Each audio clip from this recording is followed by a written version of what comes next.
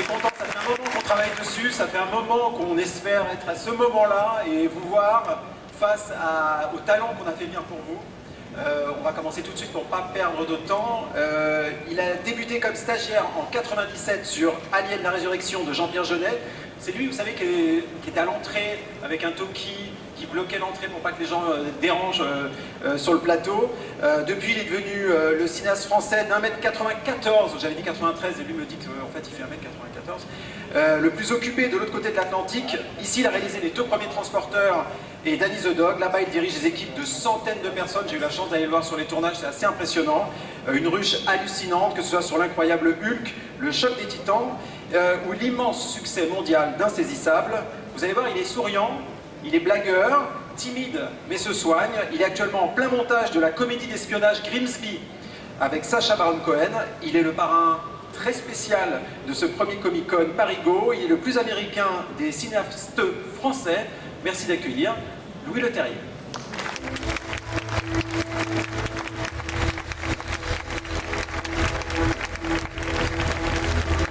Bonjour, bonjour. Bonjour tout le monde. Bonjour Louis, merci.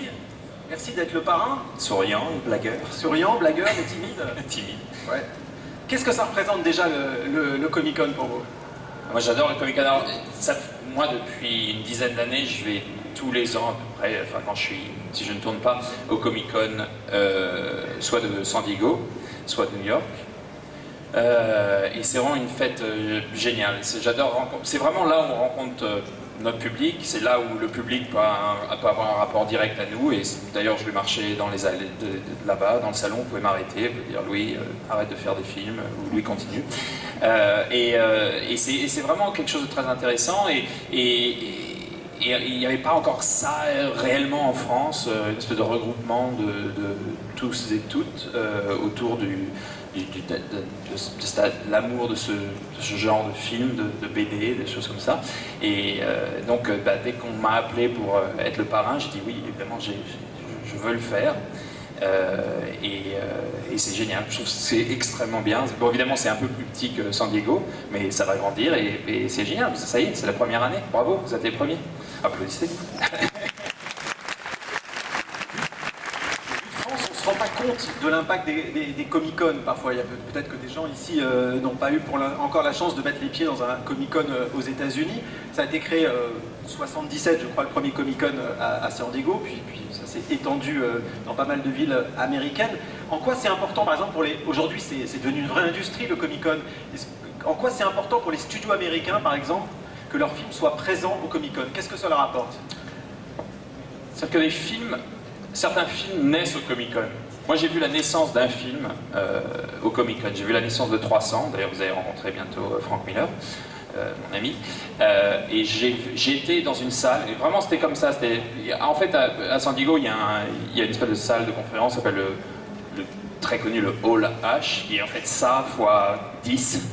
Et il y avait à peu près, voilà, c'était comme ça, moi j'étais derrière, c'était l'année où je présentais Hulk, et il y avait des écrans vidéo partout. Zack Snyder était arrivé, et Zack avait fait un film de zombies avant, il n'avait pas fait ce genre de film, et bon, enfin l'adaptation de 300 qui est une BD assez épuré, et qu'est-ce que ça pouvait donner au cinéma. Et on a vu une bande-annonce faite spécialement pour Comic-Con, une bande-annonce de 7 minutes, avec la musique de Nine Inch Nails, je suis sûr que vous l'avez vu maintenant. Et là, les gens sont devenus fous. Et c'était drôle parce que, je pense que Comic-Con va devenir ça, Comic-Con en France va devenir ça. Les gens disaient, ah, faut absolument que tu viennes, tu vois, les gens courir, il faut absolument que vous voyez ce truc-là. Et donc, ils arrivaient à la 6e minute de la bande-annonce et tout le monde était genre bluffé. Et on demandait de la rejouer 2-3 fois. Et c'était comme être dans une espèce de concert de rock. Et c'est là où le phénomène 300 est né, en fait. Une espèce de bouche à oreille. Parce qu'en fait, c'est vous êtes les gens les plus actifs sur Internet, les plus actifs au bouche à oreille. C'est vous qui allez voir les films au cinéma, c'est vous qui achetez les DVD, qui downloadez légalement les films, ou pas. Enfin. En tout cas, vous êtes très actifs et c'est pour ça que les studios présentent, les éditeurs présentent des œuvres nouvelles pour avoir un peu un ressenti direct avec le vrai public, le public fan. Voilà. Alors on va rentrer dans le vif du sujet. Aujourd'hui c'est un panel avec Louis, il va nous raconter un peu son parcours. Évidemment, le Comic-Con marche de cette manière en général, les panels, c'est-à-dire qu'au début je pose des questions, puis après ce sera à vous de poser des questions à Louis Leterrier. Demain il y a une masterclass, demain matin je crois, il faut vérifier les horaires, avec Louis qui a sélectionné des extraits de ses films et il va vous les commenter, c'est technique et c'est super passionnant. Et puis il y a également un panel de prévu avec Louis et Frank Miller pour parler des adaptations comics. Et Brian Azzarello, pour parler des adaptations comics au cinéma. Je pense que quelques-uns d'entre vous doivent être là également pour Frank Miller. En tout cas, moi, je trouve ça assez hallucinant qu'on ait réussi à avoir Frank Miller et Louis Leterrier, bien entendu. Ouais. Et dimanche, il y a un grand panel entre autres, autour de Batman avec Frank Miller et Brian Azzarello. Voilà, et je crois que demain il y a une jeune comédienne aussi qui jouait dans une petite série d'auteurs, Game of Thrones, quelque chose comme ça, je crois. Macy Williams. Oui, Macy Williams, demain, il y a un panel ici même. On va reprendre depuis le début, oui. Vous avez toujours voulu être réalisateur, ou est-ce que vous vouliez travailler dans le milieu du cinéma sans vraiment savoir le métier que vous vouliez faire? Parce que vous, vos parents étaient déjà dans ce milieu-là. Et ça, mon père est réalisateur, ma mère est costumière. Donc j'ai grandi dans ce métier, j'allais sur les plateaux de mes parents, je jouais dans les films, je joue dans Gorille dans la brume, par exemple, en tant qu'enfant. Le gorille? Je joue le gorille. Non, j'ai été coupé au montage comme toi. Donc j'ai grandi là-dedans, mais je voulais pas faire comme papa et maman, donc après j'ai été musicien et pas si bon que ça. Mais je réalisais toujours des films. Tous les week-ends, je réalisais des films avec nos amis. Il faut qu'on les retrouve, parce qu'ils sont vraiment... Mon meilleur ami, c'est Ali Badou, qui est de Canal+. Et comme on n'avait pas de petites amies à l'époque, c'est lui qui jouait souvent les femmes. Il faut absolument qu'on retrouve ces trucs. Ce serait vraiment bien. Ouais, ça bien. On a fait vraiment des films, des comédies musicales. Ali est assez bon chanteur. Donc j'ai toujours fait ça, et donc je me suis dit, à 18 ans, quand il s'agit de faire un choix de carrière, je me dis, je vais quand même essayer de faire du cinéma, mais à l'époque, moi j'ai 42 ans, les films français ne me parlaient pas vraiment, à part peut-être Subway, des choses comme ça, Grand Bleu, mais les films français, c'était pas des films... Moi j'ai grandi comme vous, enfin je regardais Star Wars, Indiana Jones, des choses comme ça, Retour vers le futur. Mes parents ont gentiment accepté de m'envoyer aux États-Unis pour faire mes études de cinéma, mais pas à Los Angeles, qui est vraiment hollywoodien, mais plutôt à New York, donc c'est un petit peu entre les deux. Et je suis allé à NYU, et donc j'ai fait une école de cinéma là-bas. Mais ce que je raconte souvent, en fait, c'est que, en fait, au début, aux États-Unis, à NYU, dans une espèce de salle gigantesque comme ça, et tout le monde dit, voilà, et qui veut devenir chef opérateur? Il y a 10 personnes. Qui veut devenir créateur de costumes? Une personne. Qui veut devenir réalisateur? 600 personnes, dont moi, lève la main. Et ce jour-là, je me suis dit, j'arriverai. Parce que c'était les fils de machin, Spielberg, un producteur, machin, etc., qui étaient à côté de moi. Donc je me suis dit, j'y arriverai pas. Moi, je suis français. J'ai pas de passe-droit à Hollywood, je connais pas. Donc j'ai décidé pendant ces 4 années d'études aux États-Unis d'apprendre tout. Donc j'ai été chef-op, j'ai été comédien, j'ai été monteur, j'ai à peu près tout appris. Même les effets visuels. D'ailleurs c'est important, il faut qu'on en parle après. Et donc à la fin, donc les films, etc.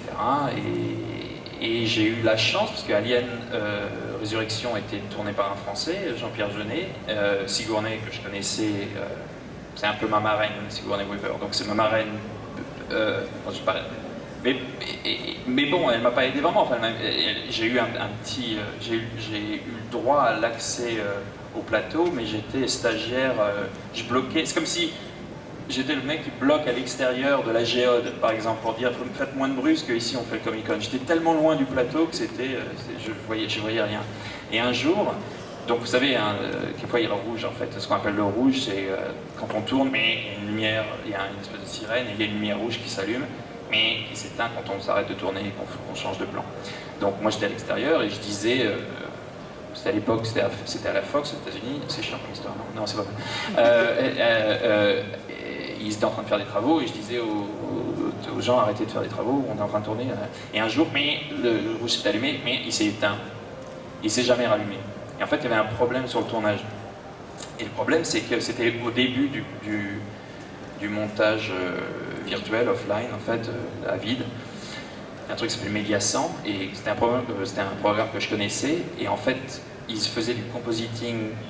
Ils étaient en train de faire un plan un peu compliqué, il fallait qu'ils montent, ils faisaient du compositing, mais la machine était plantée. C'était un problème de codec, c'était très simple.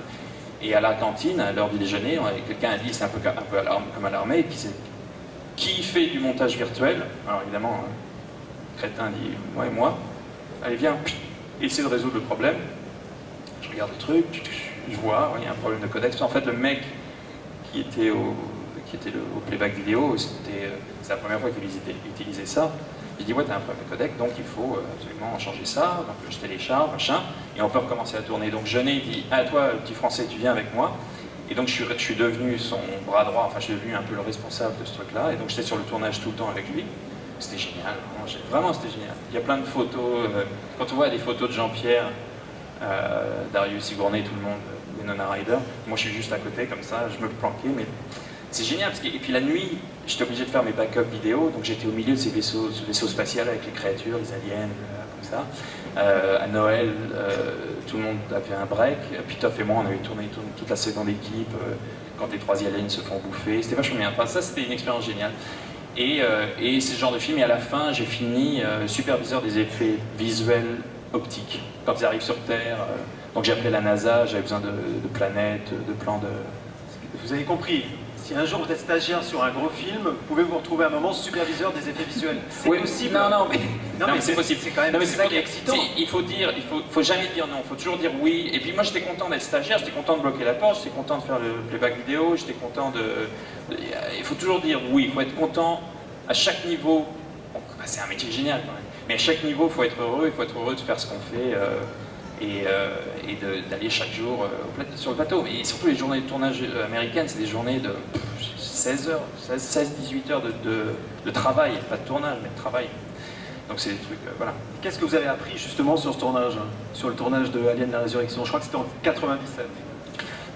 J'ai appris la gestion, c'est drôle parce que Jean-Pierre, bon, qui est français évidemment, j'ai appris la gestion, j'ai vu comment un studio, comment un réalisateur,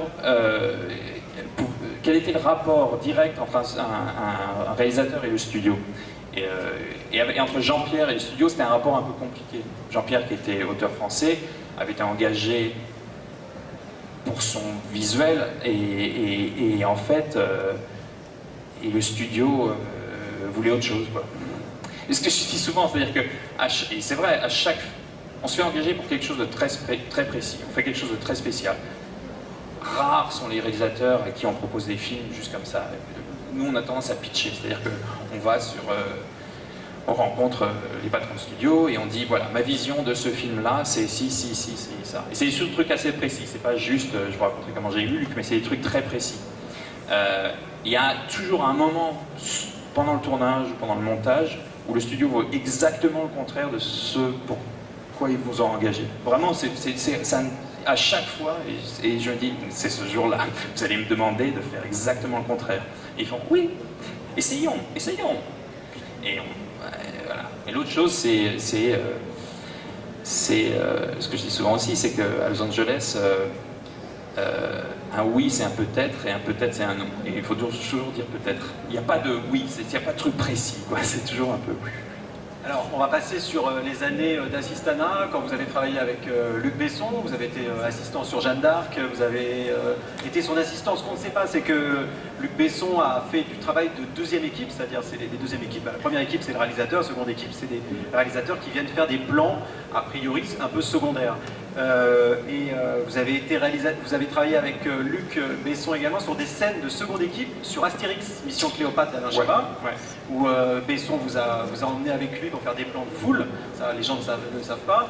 Et puis du coup, à force de bosser avec Besson, un jour, il vous dit, il y a le transporteur.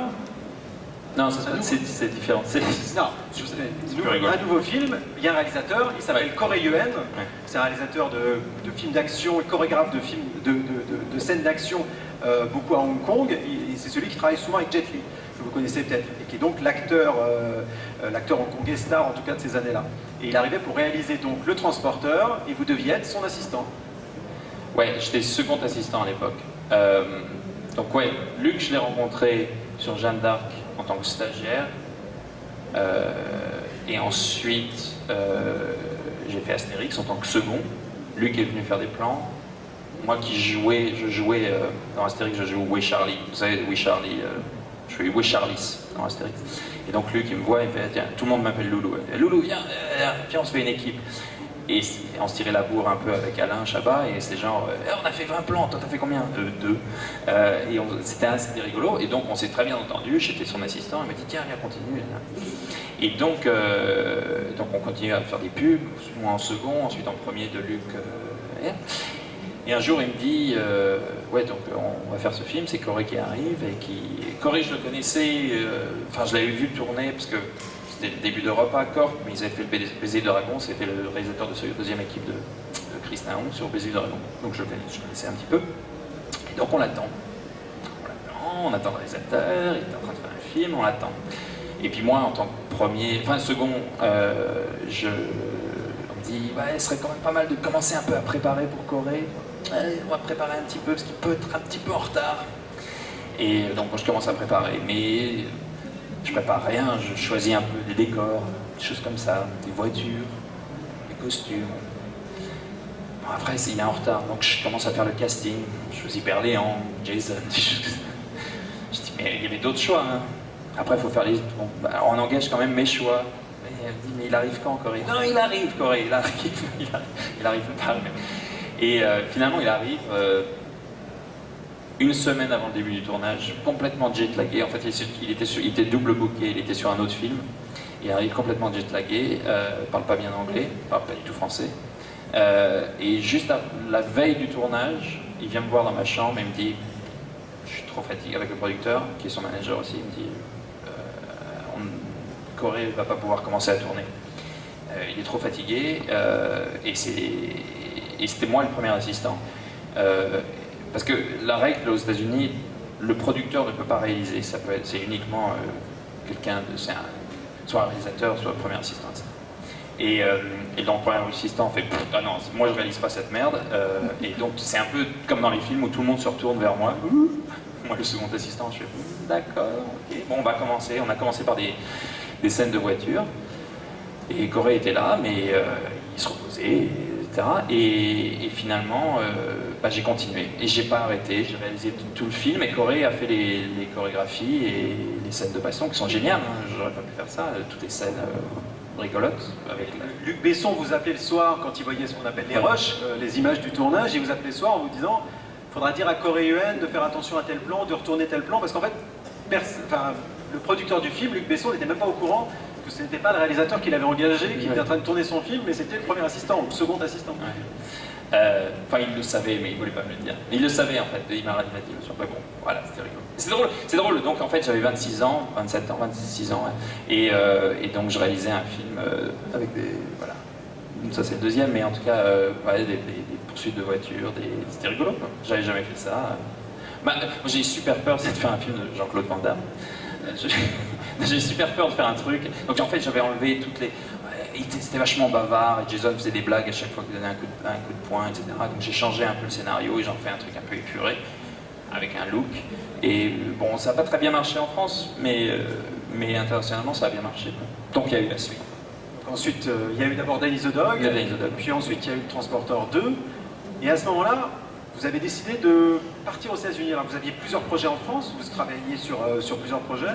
Comment ça s'est passé pour Hulk? Parce qu'on ne se rend pas compte aujourd'hui, on a l'impression qu'il y a plein de films de super-héros, qu'il y a plein d'adaptations de comics au cinéma. Mais à ce moment-là, on est quoi? On est en 2006. On est en 2006, il y a Marvel est dans sa nouvelle phase, il va lancer des nouveaux films de super-héros, et le premier qu'ils vont lancer, c'est l'incroyable Hulk. Donc, qui vous appelle et qu'est-ce qu'ils vous ont proposé? Ouais, c'est à peu près ça. Sauf que, ouais, moi j'adore Iron Man. Donc, je savais qu'ils allaient faire Iron Man. C'était le dernier grand super-héros qui n'avait pas été fait, qui n'appartenait pas à un studio, c'est un peu compliqué. Oui, parce que... Et donc, en fait, moi, ce que j'avais fait, j'avais pris femme et enfant et j'étais allé aux États-Unis et j'avais passé 3 mois là-bas, loué une maison, passé mon été là-bas. Et en fait, c'était un peu comme une campagne présidentielle. J'allais voir tous les studios et surtout Marvel, parce que je savais que j'avais vraiment, avec mon agent, je savais exactement ce genre de film que je voulais faire. Et j'allais, c'était une espèce de campagne de séduction, j'y allais, j'y retournais, j'apprenais à les connaître, etc. J'apprenais le système, qui est vraiment différent du système français. Et en fait, je me pitchais sur Iron Man à Avi Arad, qui était le patron du studio, et on s'entendait très très bien. Donc je repars en France, et puis voilà, et je me dis bon, moi je vais continuer à faire des films français parce que ça va pas. C'est-à-dire que je pense pas qu'Hollywood allait dès le début, après 3 mois de séduction, m'appeler tout de suite. Et donc voilà. Je suis rentré en France, je m'achète un nouvel appartement, je suis content, je rentre dans l'appartement et ils me disent ah non, faut que tu déménages. Vraiment, j'avais pas défait les cartons, faut que tu déménages, on va te donner un film, on veut que tu réalises. Et moi je fais Iron Man? Non. Hulk. Je fais ah. Parce que c'était 3 ans après 2 ans et demi après le film d'Ang Lee. Je dis mais je veux pas faire la suite du film d'Ang Lee. Ils me disent non, c'est pas la suite, on veut recommencer. C'est un peu compliqué, on veut faire une espèce de. C'était le premier reboot. Genre, ça n'a pas marché la première fois, recommençons. Et donc, j'ai réfléchi, et en fait, je me suis rendu compte que quand j'étais petit, mes films préférés c'était King Kong, c'était Frankenstein, c'était des choses comme ça. Hulk, j'avais adoré, mais c'était pour moi, c'était Lou Ferrigno, c'était. La série télé. La série télé, ouais, c'était vraiment. Pour moi, ce qui me plaisait, c'était le thème super triste, David Banner sur la route de la série télé, quoi. Et donc je suis arrivé, je leur ai pitché ça. Puis aussi j'ai mis vraiment de mon côté, j'ai engagé un mec génial qui s'appelle Stéphane Valois, qui est un artiste de BD, je suis sûr que vous le connaissez, il a fait Noé, il a créé plein de choses, c'est un scénariste aussi, un réalisateur aussi. Il travaille sur Harry Potter maintenant. Et je l'ai engagé, on avait fait des dessins gigantesques, même des peintures, une peinture taille réelle de Hulk,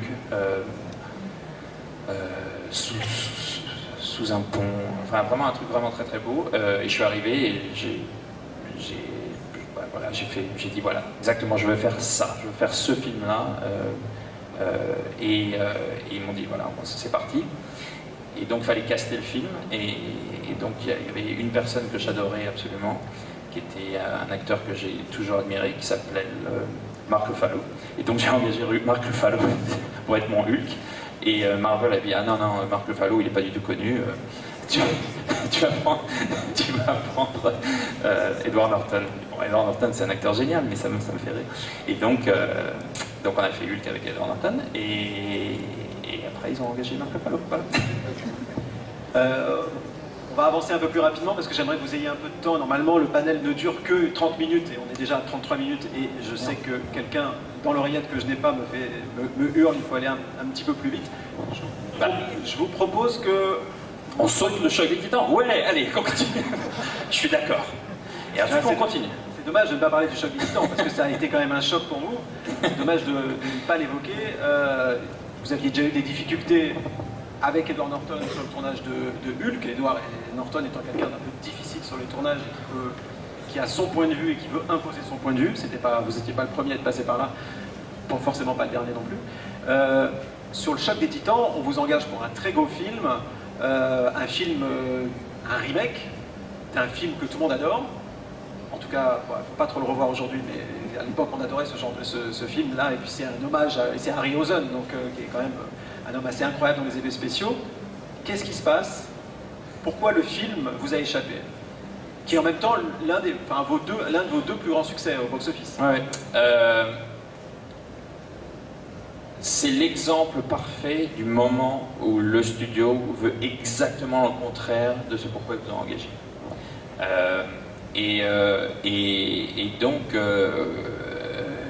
Donc moi, je voulais pas faire de remake, après avoir fait une pseudo-suite, je voulais faire quelque chose de différent, mais je me suis dit, je ferai jamais une espèce de film de gladiateur, enfin, je voulais faire ce genre de truc, je trouvais ça rigolo, faire un film de monstre, mais je me suis dit, il faut que je le fasse bien, et j'ai un ami qui s'appelle Pascal Pintou, qui écrit des livres sur les super-héros, sur les jouets, des choses comme ça, qui connaissait Ray Harryhausen, qui m'a présenté Ray Harryhausen, enfin en tout cas par téléphone. Moi j'ai appelé Ray Harryhausen, je lui ai dit je vais réaliser le remake de Choc des Titans. J'aimerais faire la version, grâce aux effets visuels, j'aimerais faire la version ultime de ce que vous vouliez faire à l'époque.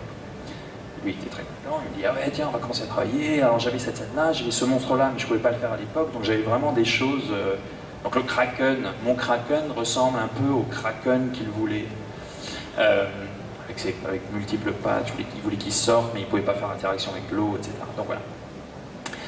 Et donc moi j'arrive, je retourne à Hollywood, je fais les gars j'ai Ray Harryhausen, et ben non, tu lui parles absolument pas, on est au procès avec lui, tu n'as pas le droit de parler à Ray Harryhausen. Je fais merde, bah non, on peut pas faire un remake de Choc des Titans sans Ray Harryhausen, non tu continues. Bon alors déjà premier truc, ensuite je voulais engager d'autres acteurs. Qui ça?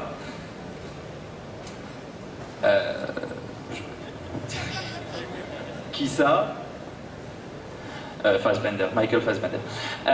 Et non, parce qu'il fallait prendre la star montante, et donc j'ai pris Sam Worthington, mais bon, qui était très sympa au départ, etc. Mais bon, après on s'est moins bien entendu sur le plateau, et c'était un peu compliqué, et ouais, c'était difficile, c'était un film un peu difficile, un film où j'avais écrit pas un scénario, mais enfin un traitement, j'avais engagé des scénaristes, c'était mes scénaristes, d'ailleurs l'un d'eux, D.B. Dan Weiss, a créé Game of Thrones. Ensuite ils ont pris un autre scénariste, qui a rechangé tout. C'est simple, mes scénaristes c'était Laurence Kasdan et D.B. Weiss. Laurence Kasdan, donc l'Empire contre-attaque. Ouais. Et Indiana Jones. Et D.B. Weiss, Game of Thrones, créateur de Game of Thrones. Et ensuite ils ont changé complètement, ils ont fait un truc un peu édulcoré, etc. Bon bref, longue histoire, machin, etc. Et puis bon, pour m'achever réellement, ils disent ah, Avatar est sorti, a fait 10 milliards d'entrées, quelqu'un nous a vendu qu'on pouvait convertir les films en 3D. Attendez, parce qu'en fait ce qu'il faut expliquer aux gens qui sont là, c'est que le Choc des Titans n'a pas été tourné en 3D. Le Choc des Titans a été tourné en 2D, mais qu'il est possible, après un tournage, de transformer un film en 3D. Ouais. Et donc je n'étais pas connaissant un petit peu la technique, j'ai dit oui vous êtes sûr. Surtout il nous restait que 2 mois quand même. Et ouais si, bon, je dis, attendez, faisons un test. Prenons 20 plans un peu difficiles avec de l'eau, des machins, où les harpies sortent, machin, et faisons un test. Donc le test ça prend des années, moi je peux pas superviser parce que je suis en Angleterre, le test se fait que ici ou en Inde. Et ensuite je reviens ici, je veux dire aux États-Unis et en Inde. 1 mois et demi après, donc il ne restait plus qu'un mois et demi pour convertir les 3000 autres plans, enfin 2500 autres plans. Il nous montre ce test de 20 plans, et le truc était immonde, mais vraiment c'était une catastrophe. Et tout le monde, c'est 20 plans, hein, c'est pas énorme, tout le monde fait genre ah, j'ai mal à la tête, ça va être une horreur, etc. C'est catastrophique. Et donc on sort, je vois les patrons de Warner, je leur dis non mais ils me disent qu'est-ce que tu penses alors qu'est-ce que tu penses? Je dis non c'est pas possible, c'est une catastrophe. Et ils me disent ouais, bon attends réfléchissons. Et donc je m'éloigne un petit peu, je suis avec le producteur, je dis ouais, c'est une catastrophe, c'était un bon essai, c'est bien, mais enfin je pense que juste avec nos 2 dimensions on va commencer on a quand même un bon film.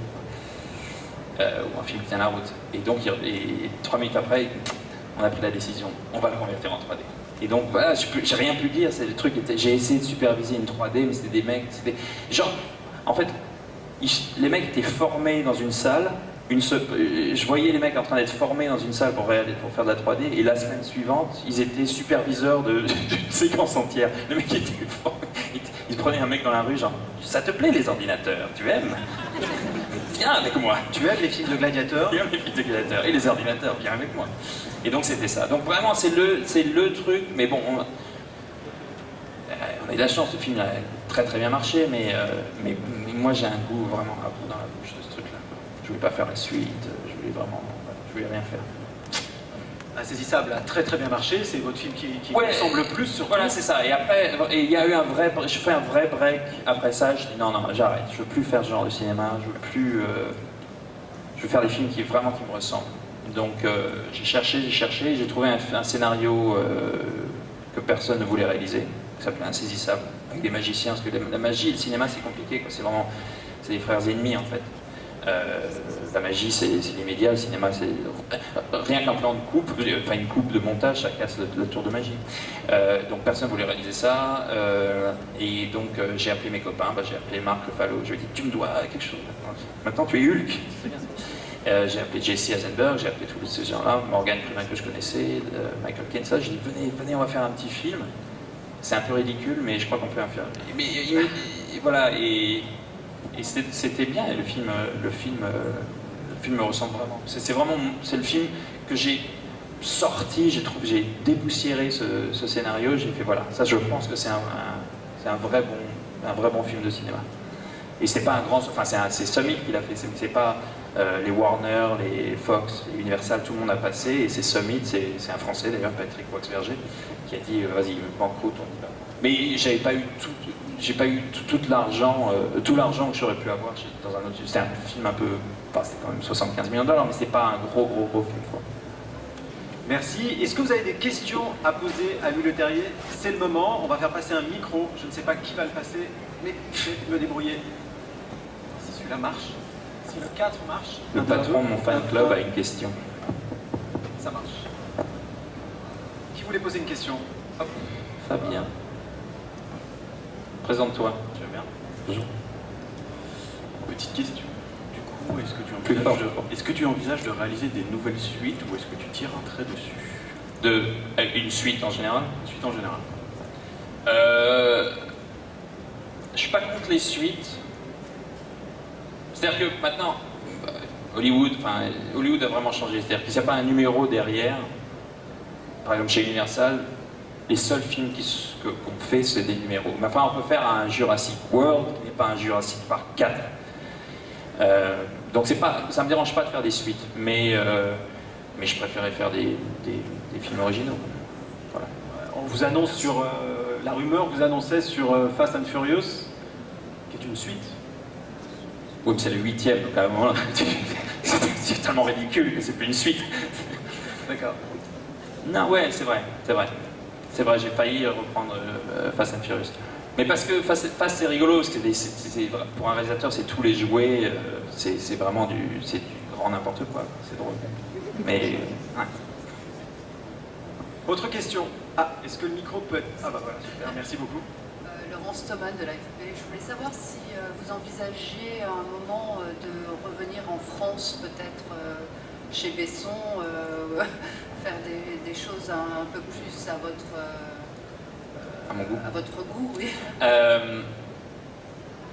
Luc et moi on se voit beaucoup, mais on se voit à Los Angeles, parce que Luc vit tous les deux là-bas. Oui, j'aimerais bien faire un film français, mais je trouve pas vraiment quelque chose qui me plaise, qui soit vraiment moi.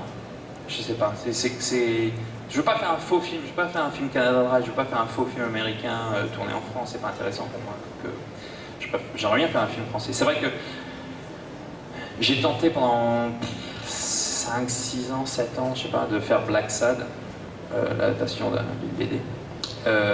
Ici en France avec Thomas Langman, on n'a pas réussi à le faire, donc maintenant j'ai les droits et je pense que je vais le faire aux États-Unis en fait. Parce que j'ai pas réussi à le faire en France. Parce que c'est marrant parce que c'est un truc entre les deux, parce que en France c'est un peu trop gros, puis aux États-Unis c'est trop risqué. Mais quand même, voilà, j'ai toujours j'ai envie de faire Black Sad. Ouais, c'est ça, Vous vous sentez un peu piégé alors aux États-Unis?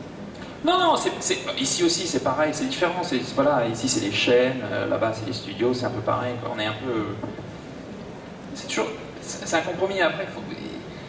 C'est Spielberg qui dit le compromis c'est le meilleur ami du réalisateur, c'est vrai, quand les plus grandes scènes du cinéma ont été créées, c'est vrai, c'est Harrison Ford qui a mal au ventre, qui veut pas faire un combat d'épée gigantesque, qui sort son flingue, qui tue le mec, c'est juste parce qu'il avait Dans Indiana Jones. une diarrhée. Une dernière question, après on va devoir... Mademoiselle. Ah, Juste pour savoir si Black Sad c'était en animation ou pas. Non, c'est avec des vrais acteurs. ça ressemblera complètement à la BD. C'est vraiment c'est un film et avec de la 3D dessus, des acteurs. Mademoiselle, une dernière question. Vous dites qu'Insaisissable, donc c'est un film qui vous ressemble. À quel point est-ce que vous êtes investi dans Insaisissable 2 ? Je suis producteur associé. Avec Fred, nous avons tourné quelques scènes de seconde équipe. Faut que vous sachiez, ça aurait dû en parler, on a oublié. Fred joue dans tous mes films. Si vous voulez, voilà. Frédéric Benedis joue dans tous mes films, il a un petit rôle. Et donc là, il ne joue pas dans le film. Et, Quand je suis pas coupé au montage. Je n'ai pas coupé au montage. Mais donc, oui, je suis producteur associé, je les ai aidés un petit peu, on a tourné un mois, on a fait 2 scènes, 3 semaines. Et Insaisissable 3, je suis vraiment producteur. Donc on est en train d'écrire l'histoire, qui va être rigolote. Et voilà. C'est là où ils sont forts les Américains, c'est que le 2 n'est pas encore sorti, ils sont déjà sur le 3. Merci à tous, je suis désolé, on doit s'arrêter là, je pense que vous avez beaucoup de questions à poser. Beaucoup de panels encore, d'autres panels avec Louis, sur d'autres thèmes, les comics au cinéma avec Frank Miller.